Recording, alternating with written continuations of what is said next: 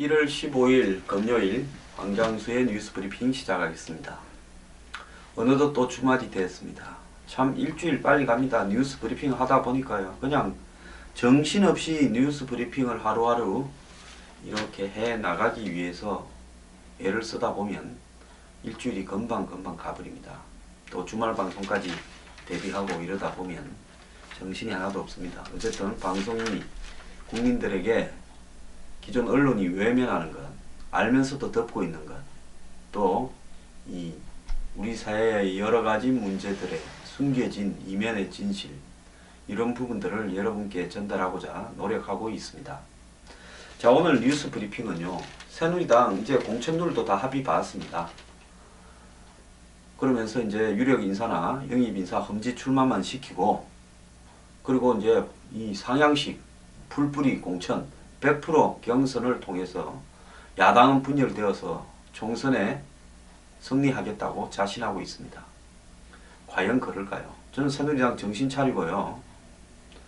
이 총선, 이 사회 경제 공약에 굉장히 신경을 쓰고 우리 사회의 중산층과 서민 보수들을 위해서 이 도널드 트럼프가 백인 노동자층, 백인 중산층을 위한 정책에 집중하듯이 이 중산층과 서민을 위한 정책에 집중하는 모습을 보여야 된다고 봅니다. 노동관계법 개혁이나 4대 개혁이 중산층과 서민에게 곧바로 이익이 다가갈 수 있다는 모습을 새누리당은 입증해야 됩니다. 그리고 이번 총선을 통해서 한국 사회를 지금 엄울하게 짓누르고 있는 이 장기 경기 침체, 불황, 이런 부분들을 어떻게 돌파할 것인가 심각하게 고민해야 됩니다. 어제 문재인은 선대위원장으로 김종인 전 의원을 데려왔습니다.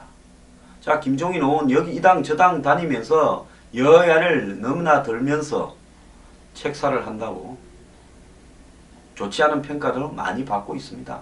뭐 철새로 보면 그런 철새가 없을 수도 있죠. 하지만은 박근혜 대통령도 지난 2012년 대선에 김종인을 데려와서 경제민주화나 복지확충을 이 대선 공약으로 내걸었습니다. 저는 박근혜 대통령이 100만 표 남짓한 이 표차로 간신히 이기는 데는 경제민주화나 복지확충에 대한 공약이 나름대로 주요했다고 보고 있습니다. 그 이전에 한나라당이나 새누리당 같이 경제민주화나 복지확충에 대해서 새누리당이 완전히 예면하고 그야말로 가진 자, 상류층 위주의 공약을 내걸었다면 지난 대선을 이길 수 있었겠습니까? 못 이겼죠. 그렇기 때문에 김종인 개인을 데려온 것은 별 의미가 없습니다. 그게 중요한 게 아니라 김종인으로서 상징되는 가치들을 가져왔다. 어쨌든 써먹었다. 근데 이제 그 가치를 문재인이 써먹겠다고 데려갔습니다. 총선하고 대선에서 그러한 가치들이 가장 쟁점이 될 것이다. 저는 그 문제의식에는 100% 일리가 있는 측면이 있다고 봅니다. 자, 새누리당 과연 얼마나 지금 한국 사회의 변화에 대해서 고심하고 있습니까? 자, 새누리당은 우리 사회가 지금 어디로 흘러가고 있는지, 대다수의 국민들이 무엇을 고민하고 있는지 고심이나 하고 있습니까? 어제 새누리당이 상향식 공천률을 확정했습니다. 여성 장애인 10% 가산점, 그리고 신인이면 20%. 그래서 저는 한 20%를 득표했다 하면 10%를 올려서 30%를 해주는 줄 알았습니다. 그게 아니라요. 20%를 득표했다면 20%에 10%, 2%를 올려줘서 22% 해준다는 겁니다. 그러면 신인이자 여성이라고 해서 20% 가산점을 받으면 내가 20% 득표를 했다면 여론조사에서 24%가 되는 겁니다. 이걸 가지고 신인 여성 장애인들이 그 높은 기성 의원이나 당협위원장의 벽을 돌파할 수 있겠습니까? 이 가산점이 정말로 이 정치판 물갈이에 도움이 될 거라고 생각합니까? 제가 정치해본 사람으로서 웃기지 마십시오. 그 다음에 당원 국민을 이 기존의 5대5에서 당원 3 국민 7로 바꿨습니다. 김무성 대표나 친이 비박이 주장하는 대로 그대로 돼버렸습니다. 근데 친박은 왜 이걸 응해줬을까요? 제가 봤을 때 친박도 자신들이 뺏지다는 데는 유리하다고 보고 응해줬다고 봅니다. 뭐 친박도 기득권은 마찬가지죠. 그래서 지금 3대 7이 되어버렸습니다. 당원이 별 의미가 없는 당이 되어버렸습니다. 자, 여론조사 전화 한번 쫙 돌려가지고요. 왜 이게 중요한가 하면 한번 보세요. 일반 국민이라는 거는 그냥 아무 정당에도 관계 안 하는 사람입니다. 자, 1번 누구, 2번 누구, 3번 누구, 4번 누구 부르면 이름 들어본 사람한테 지지한다 할 가능성이 크죠. 이름 들어본 사람은 그 지역의 현역 의원이나 그 다음에 당의 위원장이죠. 지금요, 정치인들이 얼마나 불신을 받으면 당원들을 두려워하는 겁니다. 솔직히 정상적인 정당이면 당원을 7, 80을 하고 국민을 2, 30을 해야 될 거 아닙니까? 근데 당원들은 밑바닥까지도 다 알아요. 왜? 그래도 그 지역에 관심이 좀 있는 사람들이기 때문에. 그럼 밑바닥까지 다 아는 당원들은 저거 맨날 말이야 선거 때만 되면 와서 뭐 이거 하겠다 저거 하겠다 하고 표만 얻어가고 그 뒤로는 잘 보이지도 않고 일하는 것도 없고 털려먹었더라. 평소에 노는 꼬라지들 보면 돈 있는 사람하고 어울리고 그렇게 하니까 당원들을 두려워하는 겁니다. 진짜 모범적으로 정치인 생활을 한다면 지역구 관리를 한다면 당원들을 왜 두려워합니까?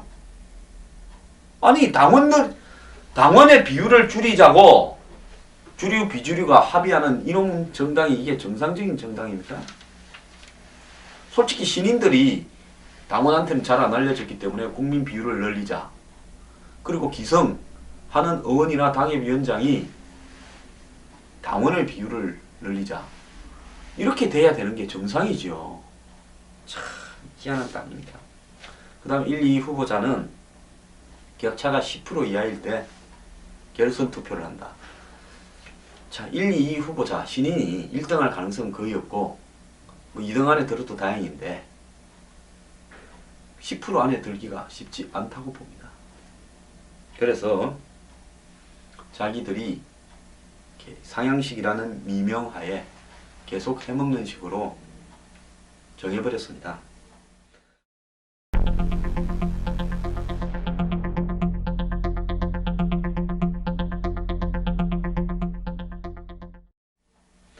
그리고 안대희, 오세훈 등이 험지 출마하라는데요. 아니 경선하는데 전략공천 주는 것도 아닌데 안대희하고 오세훈이 어디를 나가든지 뭔 상관이 있습니까? 아니 자기가 김무성 대표가 데려다가 기자회견 시킨 6명 중에 지금 5명은 어디 나가겠다고 다 이야기하고 있어요. 그 중에 변호사 4명은 서울이나 뭐 성남 같은 이렇게 다 나오겠답니다. 그러면 그 사람들이나 기존에 그 지역에서 예비후보를 등록한 사람이나 기존의 당협위원장이나 똑같지 않습니까? 그러면 안대희나 오세훈도 그런 변호사들처럼 자기가 정해서 경선에서 이기면 되는 거죠. 왜 당이 관계하고 대표가 관계해서 여기 가라 저기 가라 합니까? 아니 유명하면 대표가 관여할 권리가 있습니까? 안대희나 오세훈이 대선 후보가 될까봐 당선되면 미리 그냥 선거에서 죽이려고 그럽니까? 이건 아니죠. 자, 당장 뭔 문제가 나왔는가 하면요. 영입된 사람 중에서 안대희 전 대법관 같은 경우에는 지금 마포갑으로 나가라고 유도를 했어요. 뭐 글로 나가는 것처럼 보입니다. 그러니까 그 지역에는 강성규라고 전 의원이자 당협위원장이 반발하고 나섰습니다. 자, 이런 식으로 이번에 영입된 변호사들이 나가는데 다 당협위원장들이 있고 예비후보 있습니다. 그럼 왜 그 사람들은 기자회견 안 시키고 그 4명만 기자회견 시킵니까? 그러니까 지금 안대희나 오세훈한테도 김무성 대표는 관여할 권한이 없습니다. 그분들이 어디 나가서 어디서 뭘 뛰든지 경선에서 이기면 받아주면 되는 거죠.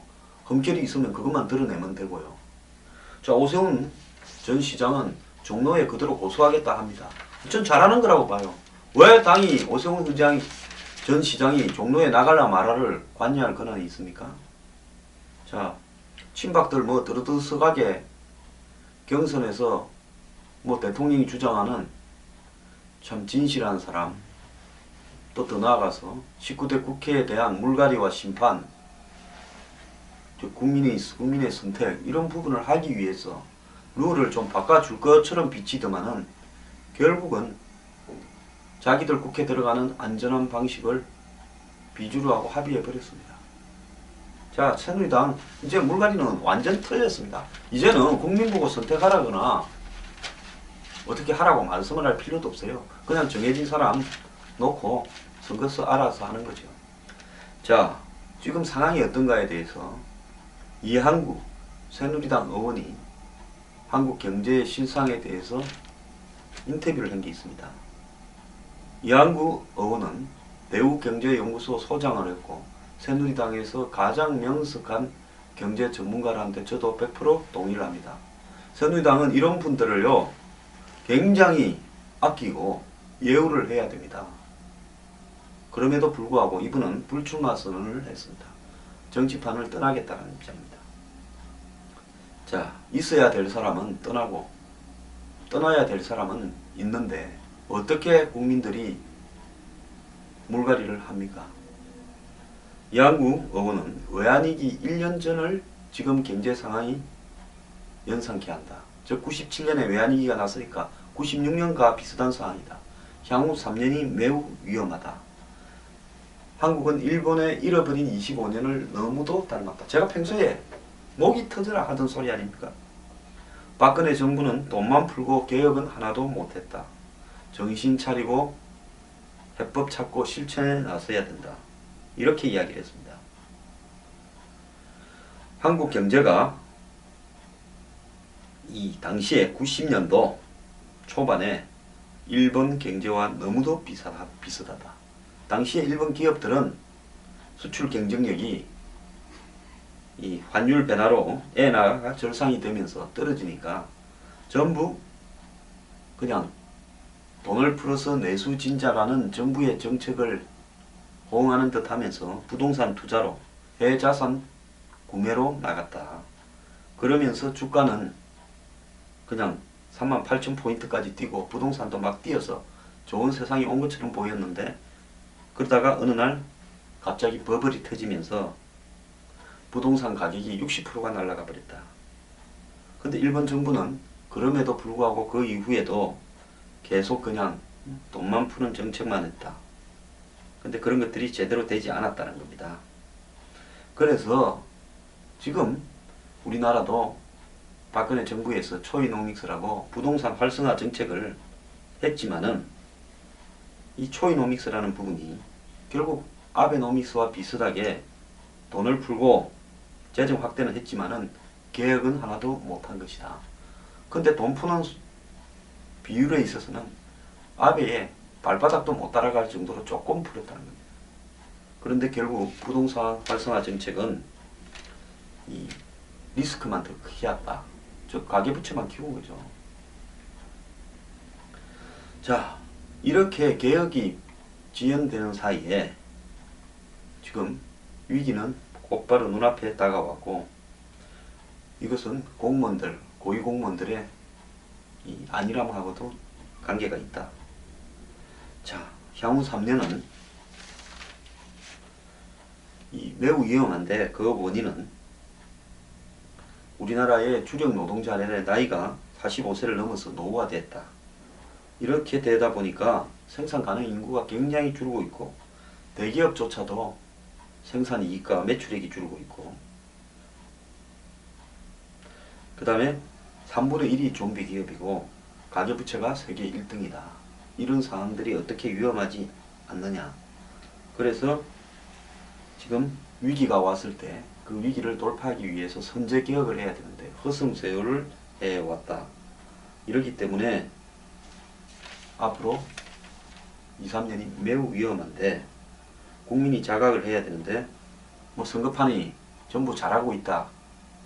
뭐 이렇게 장밋빛 전망만 하지 국민이 자각을 할 수 있는 기회를 주지 않는다. 그래서 매우 우려스럽다라는 인터뷰를 했습니다.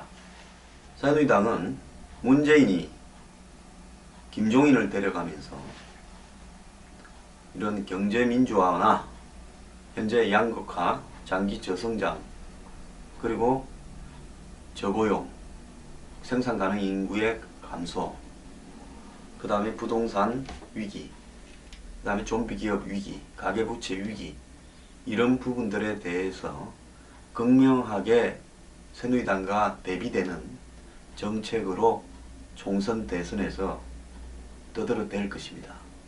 자, 이 부분에 대해서 새누리당은 모든 것이 잘 돌아가고 있다고 할 겁니까?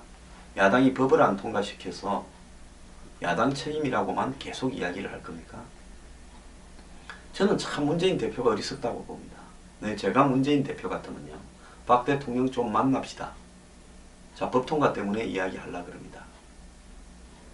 해서 만나가지고요, 하자는 대로 다 해드릴 거니까 1년 뒤에 경제가 안 좋아지면 전적으로 책임 다 지십시오. 이렇게 딱 이야기를 하겠습니다. 오늘날 새누리가 존재하는 것은 전적으로 좀 모질하는 야당이 있기 때문인데요. 그 모질하는 야당도 제 정신을 조금씩은 차리는데요. 새누리 정말 크게 정신 차리기 바랍니다.